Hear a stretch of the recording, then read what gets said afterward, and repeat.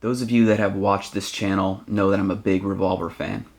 I love to carry revolvers, I love to shoot revolvers. There's just something about revolvers that really works for me and that I really enjoy. I wanted a general purpose carry revolver, kind of a multi-purpose revolver, one that I could take to the range and shoot a lot and not feel like I was punishing myself like a lightweight J-frame or LCR. Something that was versatile, that I could reload for. And I went back and forth between a lot of different options. GP100s, various L-frame and K-frame Smiths, mainly older Smith K-frames.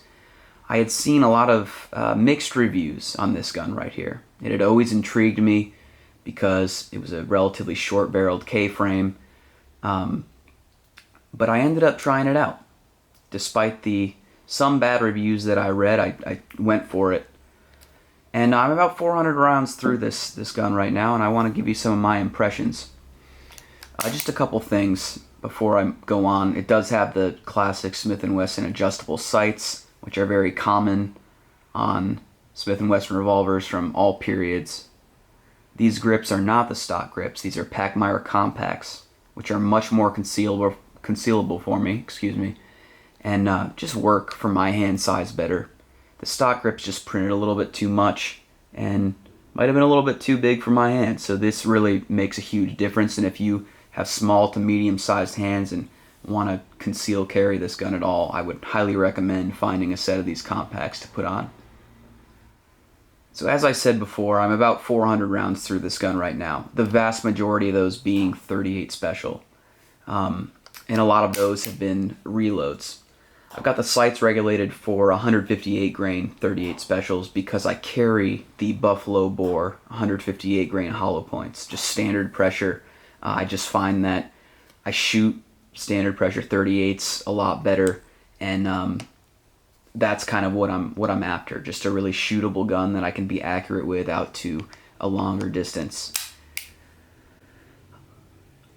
I haven't had any issues with the 66. I've found it to be accurate enough for my standards, and again, that's always going to be sort of, said with the fact that I'm just not a great pistol shooter. It's a work in progress, so it's kind of tough for me to really gauge the accuracy of something, and I know that this gun can shoot better than I can. Because this is a defensive revolver, I've done most of my shooting double action, and I find the trigger to be totally acceptable. I have found that over time and a lot of dry fire repetitions, probably in the thousands at this point, the trigger seems to have improved. And I've noticed that with some of my older Smith K frames, their triggers on them are just sublime, and I think that's mainly because the guns were shot a lot. So it's definitely something to consider. I know there are some different spring options from different companies out there, and I just haven't messed with anything like that. I've just I sort of just wanted to shoot the gun as close to stock as possible and get a sense for how it shoots.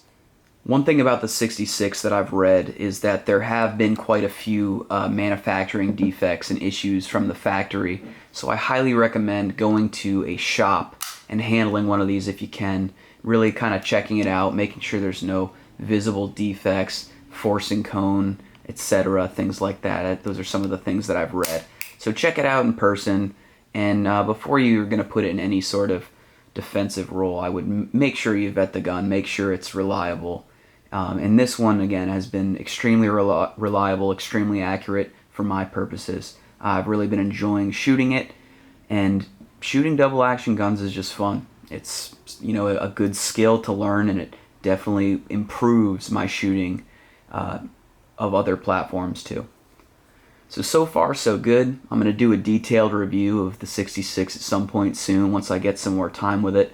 This is just a little first impressions overview. So thank you guys for watching, and we'll talk to you soon.